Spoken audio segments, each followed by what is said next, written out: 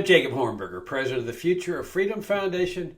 Welcome to Trump Watch. I want to talk to you all this week about what's going on in Cuba because it so reflects what's happened to our nation, especially ever since the federal government was converted from a limited government republic, which was our founding governmental system under the Constitution, to what is called a national security state.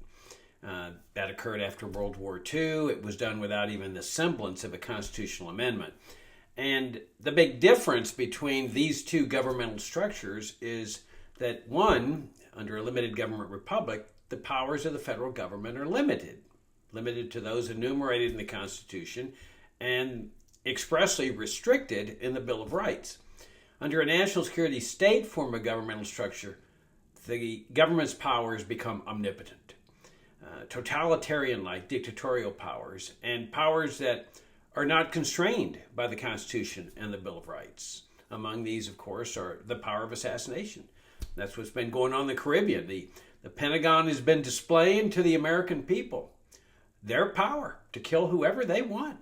They don't need no stinking arrest warrants or trials or trial by juries or search warrants. No, they don't need any of that stinking stuff. They can kill anyone they want, and that's the message to the American people. It's not a new message. It's a message that's been going on a long time, including with respect to Cuba. Let me talk about Cuba. Ever since the Cuban Revolution in 1959, the national security establishment has been totally obsessed with Cuba. I'm talking about the Pentagon, the CIA, and the NSA. Totally obsessed. This was all part of the Cold War racket. You'll recall that after World War II was over, the U.S. was ready to come home. I mean, that's really what should have been happening, is that everything should have been restored to the pre-World War II society. But that's not what happened. There were people who were determined to convert America to a national security state, just as there were people in America in the 1930s who were determined to convert America from a free market society to a welfare state society. And so, but they needed an official enemy. So what they did is that they made the Soviet Union, which had ironically been America's World War II partner and ally against Nazi Germany, and had been Nazi Germany's enemy, official enemy. They converted the Soviet Union into an official enemy of the U.S. empire. And in that way, I mean, they essentially told the American people, look, you've done a great job. You know, we've defeated Nazi Germany, but unfortunately, we're still not ready to restore things to where they were, because we're now facing a foe who is arguably worse, more dangerous than Hitler and the Nazi regime. And that was the communist threat. The communists are coming. The communists are coming. And there was even a movie called "The Russians Are Coming." The Russians are coming, and that became the fear, along with nuclear weapons. You know that the Russians are going to come and unleash mushroom clouds. And after Hiroshima and Nagasaki, U.S. officials realized that whenever they wanted some support from the American people on some overseas endeavor, they just had to raise the nuclear card. Sort of like what they did with Saddam Hussein. That he was going to come to get America with his mushroom clouds and WMDs, and everybody, not everybody, but most people got on board with the invasion of Iraq. Same thing with Iran, WMDs, nuclear bombs, and so forth. That became the racket of the Cold War. This is how Americans were induced to give up their freedoms, because you can't be free under a national security state. To put things in context, North Korea is a national security state. The Soviet Union was a national security state. Russia is. China. Cuba is. A national security state is one that has a massive military intelligence component to the government that is essentially all-powerful. It exercises total powers, like the power to kill people, including Americans. So that was the racket that was going on. Ever increasing budgets, for example, for the defense industry. I use quotation marks for defense because it was never about defense.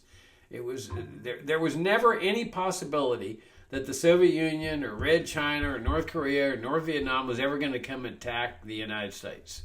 It was a non-existent possibility, just as it is today. Just a non-existent possibility. Including, let me throw Iran in there too, and Iraq for good measure. No nation state's going to invade the United States. It's just all part of this racket to keep them in control. Now that's an interesting subject as to who's in control, who's calling the shots, like on this Cuba strangulation is taking place right now. Well, some would say, well, President Trump, he's the commander-in-chief of the armed forces. He's calling the shots. I'm not sure of that. As longtime readers of my blog know and viewers of Trump Watch know, I've long recommended a book called National Security and Double Government by Michael Glennon. Glennon is a professor of law at Tufts University. He served as counsel for the Senate Foreign Relations Committee. You can see his bio online. I mean, the guy is like credibility par excellence. And his thesis in this book, and I wish every American would read this book, is that it's really the national security branch of the government that's in charge. They permit the president and the Congress and the judiciary to maintain the veneer of power. They don't care about the appearance of power. So they let them, act like, oh, well, no, it's the same system we've always had. But it's the national security branch where the real power is, the military, the CIA, the NSA. That's where the real power of this government is, and they're the ones calling the shot. And in my opinion, that's what's happening here with respect to Cuba. That is the national security establishment's calling the shot. Just my opinion, but I think it's a reasoned opinion because suddenly we've got the strangulation of Cuba, the economic strangulation. That's what this oil embargo is all about. It's what the sanctions are all about. The embargo, economic embargo against Cuba has been all about for decades, ever since the Cuban Revolution, or practically since the Cuban Revolution, is strangulating the Cuban people with the aim of achieving a regime change in the Cuban government. Now, one might say that the reason that they've had this long-time obsession, and I don't think it can be called anything but an obsession, is because Cuba, under the Castro regime, established a communist socialist system. And they were saying this is a grave threat to America, the fact that this small little island country 90 miles away has established a communist socialist system. But why? Why would that be a threat to the United States? You see, and everybody just bought into this thing with this mindset of deference to the authority of the national security establishment. Who cares whether another nation establishes a communist Cuban, socialist system? All right, the people there might care. Cubans might care, but many of them supported it. I mean, they liked Social Security and Medicare and Medicaid and public schooling. And they pride themselves on their public schooling system, on their national health care system, just like many Americans pride themselves on their public schooling system here and their Medicare and Medicaid. And they want to make Medicare for all, like the Cuban system. And of course it's been a communist system, non-elected, but let me tell you, there's a lot of hypocrisy here, not just in the support of socialism here in the United States, including by many in the national security establishment. I guarantee you that some of those CIA and military officials during back in the 1950s and 60s and 70s who are still alive, they don't have any problems receiving their pensions or Social Security or Medicare or their veterans benefits and so forth from the government. But if you look at the even more hypocrisy here, you look at Venezuela. Venezuela's political and economic system is just like Cuba's. There's no difference. And it's always been, under Maduro and before him Hugo Chavez, a communist socialist system. Economic system, socialist economic system. And look what the U.S. government's doing. The director of the CIA, John Ratcliffe, was down there in Venezuela meeting with Venezuelan officials. Now, what's a CIA director doing this? Isn't that part of diplomacy? Isn't that the job of the State Department? See, they're rearing their head. They're feeling their power. They're not even maintaining the veneer of power here. They're openly putting themselves out there and showing people who the real power of this federal government is. The CIA director down there talking to the officials, and what they're talking about is how to maintain and enforce and make this socialist system work, because they've maintained the Maduro regime into power. Not Maduro, but the whole structure. You see, a regime is much more than just the top guy at the top. And the U.S. officials always said this, that it's an evil regime, it's a narco-terrorist regime, it's a communist socialist regime. They're now protecting it, and they're dissing the dissidents who they always said they wanted to rise up and oust the regime with violence. No matter how many were killed, they didn't care. That's what the Venezuelan sanctions were all about. Targeting the Venezuelan people with death by starvation and illness so that they would rise up and oust this this Venezuelan communist socialist regime. And they're now partnering with it. Okay, Trump's over there proclaiming how great they are, and you've got Ratcliffe, CIA director, out there meeting with them. Everybody's getting along in a real hunky-dory fashion. So what's the obsession with Cuba? Okay, it can't be this principled objection to socialism and communism because they believe in socialism here at home. They're maintaining socialism there in Venezuela. And so it can't be that. And I personally have absolutely no question but that it's just revenge. This obsession with Cuba is all about revenge. You see, they hated the fact that the Castro regime went independent. They hated Castro from the beginning because as soon as he showed he wanted Cuba to be independent. And that was his crime. If Castro had done what the Venezuelan regime is doing today and said, I swear loyalty to the U.S. empire, and Cuba will do whatever you want us to do. We'll go to the United Nations and vote any way you want. Much like these congressional candidates for Trump that he's running in primaries and stuff, what they're doing. They don't know what they're doing. A lot of these people that he's put up to run against people that have stood up against him in the Republican Party, his loyal acolytes that he has selected out to support, they don't know beans about political policy, economic policy. They don't know anything about economics, foreign policy. Their only claim to fame is, we will follow orders to do whatever Trump tells us to do if we're elected to Congress. And that's what this whole thing's about. That's what they wanted Cuba to do. In fact, that's what they want Cuba to do today. Ratcliffe is over there meeting with Cuban officials. So and Rubio, the Secretary of State and National Security Advisor, which is a bizarre combination. It really goes to show you where we've come as a nation, as a national security state. But they're all saying, if you agree to do what Venezuela has done, we might be able to work with you here. In other words, they wanted to be a loyal little colony because that's what Castro's cardinal sin was. It wasn't the socialism and the communism. Is that he said, we are no longer a colony of the U.S. Cuba had been a colony of the U.S. since the Spanish-American War. I mean, that's how far back it goes. This is 1898. And the Spanish-American War, the Spanish controlled Cuba, along with the Philippines and Puerto Rico and other colonies. And the U.S. says, we're going to intervene in this war. This was the first step in the move toward empire and foreign interventionism, the Spanish-American War. And I mean, those of you that are a long time familiar with my work know that this is my favorite time in history, around 1875, 1880 to 1910, thereabouts. But this is one of the exceptions. This is where the statists were starting to make inroads. I mean, they had other things like the Chinese Exclusion Act and the Ellis Island immigration control system that would ultimately keep out Jews from coming from Germany during the 1930s when Hitler was willing to let go of all the Jews.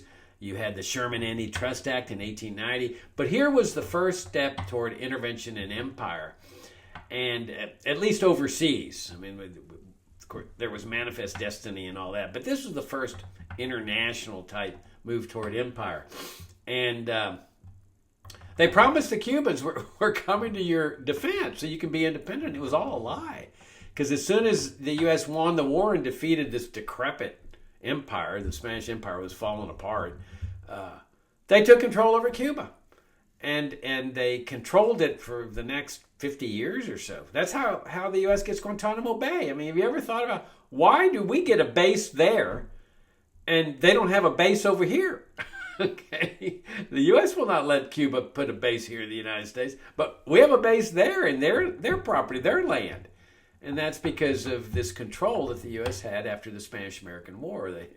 They just really defrauded the Cuban government, which was run by their lackeys, and they had lackeys for the next 50 years, including this guy Batista.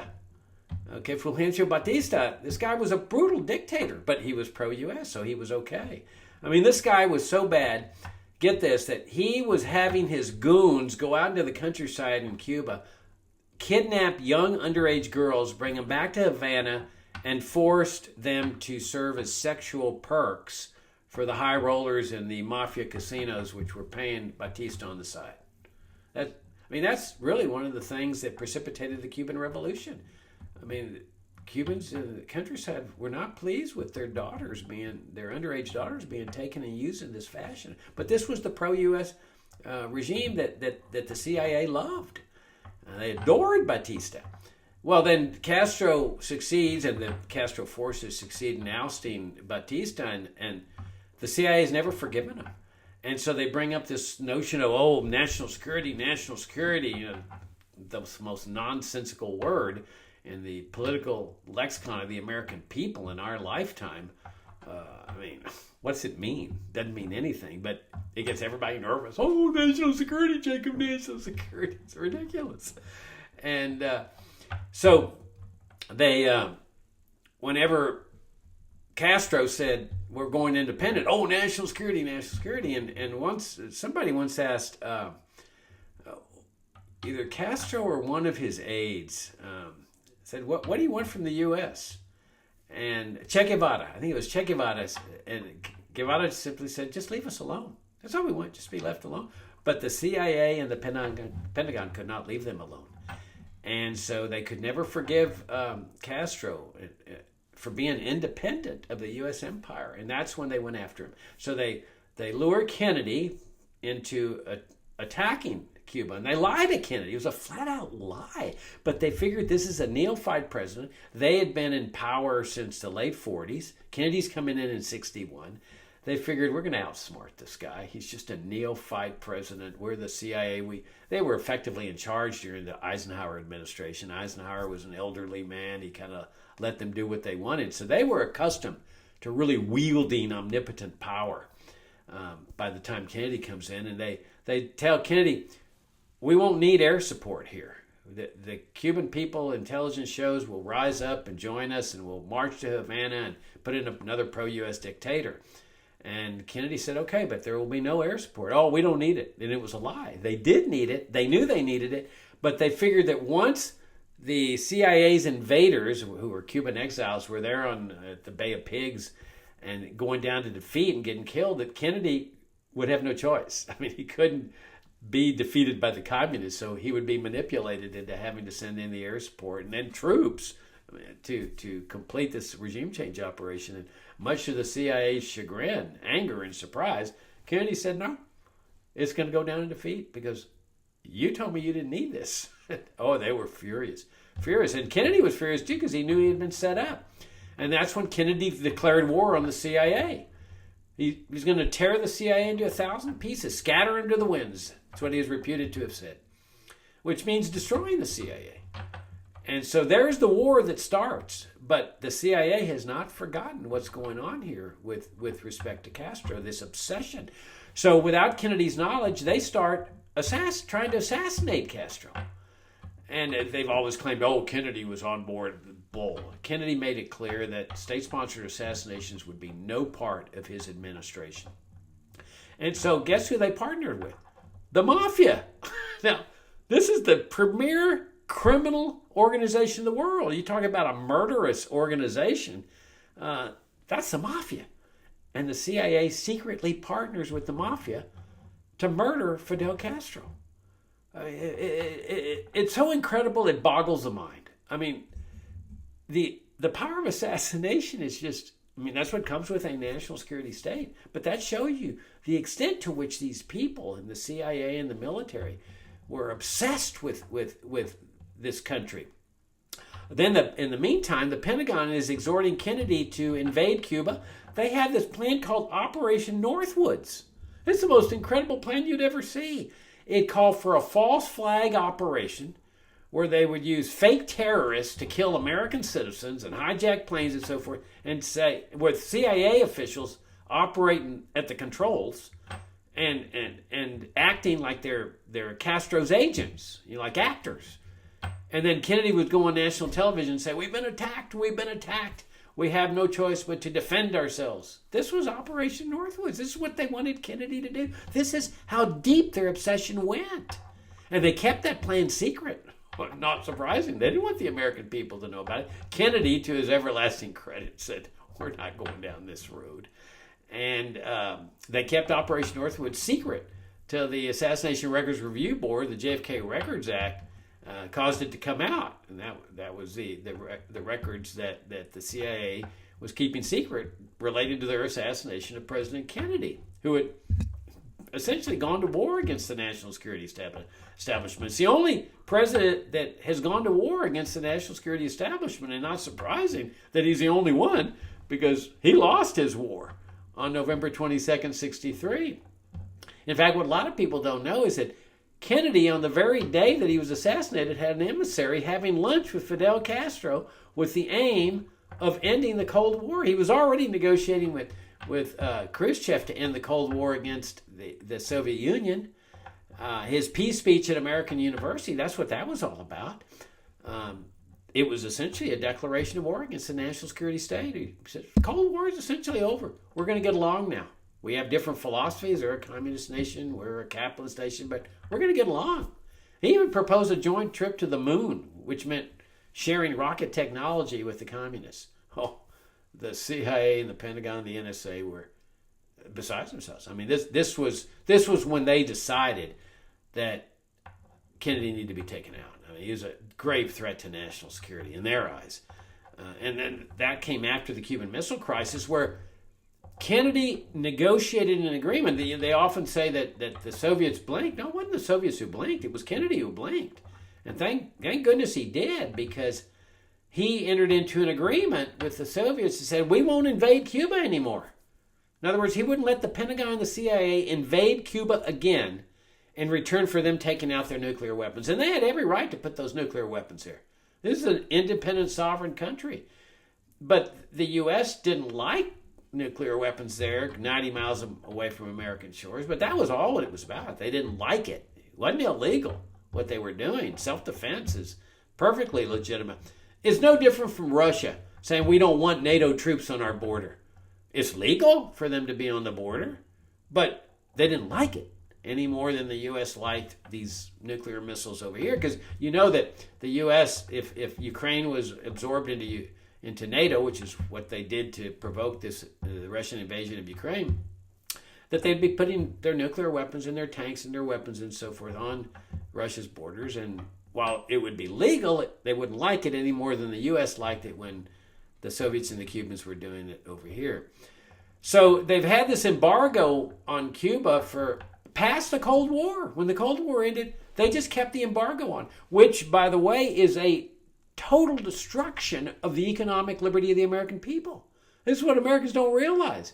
That by cheering for this embargo and cheering that Cubans die as a way to get regime change, they cheer the destruction of their own liberty. Because if you go to Cuba and you spend money there, or a farmer sells some crops to Cuba, engages in economic transactions there, they put you in jail. You just travel to Cuba and come back. They will arrest you right there at customs. And they will charge you with a felony, and you will go to jail. That's what purports to be freedom under this embargo for the American people. It's not freedom at all. It's the opposite of freedom. People have a fundamental right under principles of freedom to travel wherever they want and spend their money any way they want. And that includes Havana, Cuba. You may disagree with the system. You don't have to go. But freedom entails the right to travel. Freedom of travel. And the freedom to spend your money the way you want. Economic liberty. But they kept this embargo on because of this obsession. So what you had in Cuba, now the right wing always blames the travails in Cuba, the economic travails, on the socialist system. Okay, they'll say, "Oh no, Jacob, it has nothing to do with the embargo."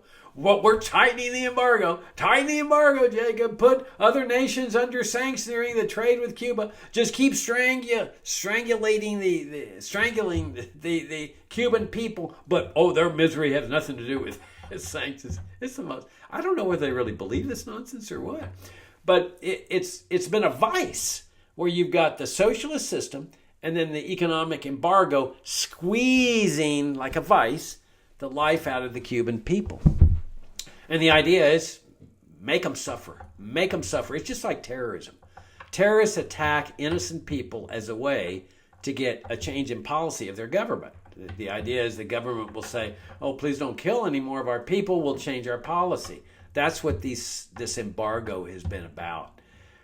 So it has destroyed the freedom of the American people, but it has really terribly harmed the Cuban people. It's much like the regime change operation in Chile 10 years after the Kennedy assassination, where President Nixon told the CIA, "Make the economy scream." And well, that meant create economic chaos in the country, misery and suffering, and the CIA did that. I mean, they were paying under the table truckers to go on strike so Chilean people couldn't get food as a way to pave the ground for a military coup, which of course came about with the pro-U.S. dictator Pinochet. So that's what they've been doing now. The embargo's been going on, the severe poverty among the Cuban people for decades, but they've been surviving, barely surviving. I've been to Cuba. I mean, I saw the barely surviving. Interestingly enough, the Cuban people treated me so nicely and so decently. They knew I was from the U.S., and I once asked a guy, I said, "Why are you so nice to me? Why is everybody so nice knowing that I'm an American after what the embargo has done to y'all?" And he says, "What responsibility do you have for what your government does?" It was a fascinating answer. And so, but that clearly hasn't succeeded in getting regime change. So that's what this embargo is about. And I personally have no doubts that the driving force of this embargo is the CIA and the Pentagon. And this is what Radcliffe is over there making the point. He's just loving this. You know darn well he's over there after, 60 years of this embargo and all the death and destruction that the CIA has wreaked and the destruction of our liberty here at home. And he's there saying, "I'm in the driver's seat now. We're in the driver's seat. We got a president that's over there right on the same page as we are, and you ain't getting oil," and they're suffering. I mean, there's already deaths taking place, and they have no oil at all. They have blackouts for like 23 hours out of the day. People are cooking with charcoal. It's the most horrific thing. I don't see how anybody with a conscience, including everybody who goes to church on Sunday, can go along with this. But it's what I've said before is that Americans have rendered their conscience to the national security establishment. You know, God says, "Render unto Caesar what belongs to Caesar, and unto God what belongs to God." Well, conscience belongs to God, but people have rendered their conscience into the national security state. So it's all become normalized. "Oh, this is just foreign policy, Jacob. It's just foreign policy." No, it's not. It's evil. It's absolute sheer evil to be targeting the Cuban people with a way to achieve regime change. The only good moral thing is to just leave Cuba alone. Okay, they're suffering under socialism. Let them deal with it. Okay, but get the government out of it. But the real root of the problem, as I've pointed out in my series, The Evil Within, is that the real root of the problem is the national security state. You know, that was the big mistake America made, along with the welfare state and the regulated economy and the foreign interventionism and the drug war. I mean, that's what my whole series is about. But right there, a trunk of this huge evil is the national security state form of governmental structure. As long as we have that structure with its omnipotent powers of assassination and regime change and torture and indefinite detention and MK Ultra and Kennedy assassination and all the other things, you're never going to be living in a free society.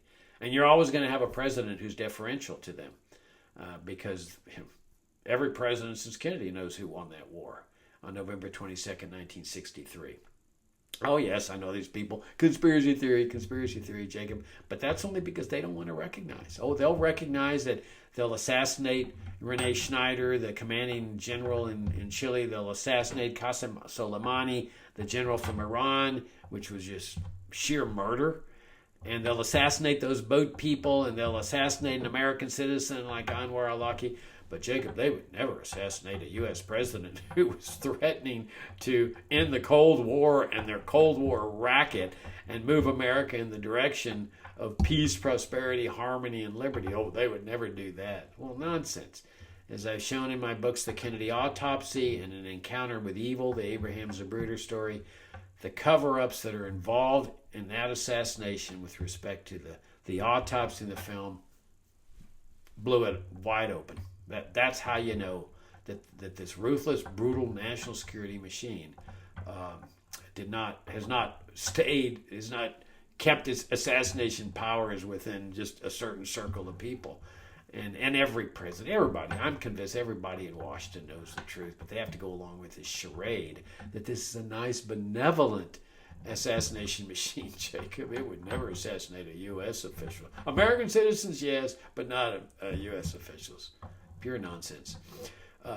So where is this going to head? I don't know. I mean, my hunch is that the Cubans will capitulate just like the Venezuelans have capitulated. When you're faced with massive death by starvation, it's very difficult to say we'll take the death by starvation. I think they're going to capitulate, and it'll just be more evidence of the omnipotence. There will be the right-wingers especially cheering another conquest.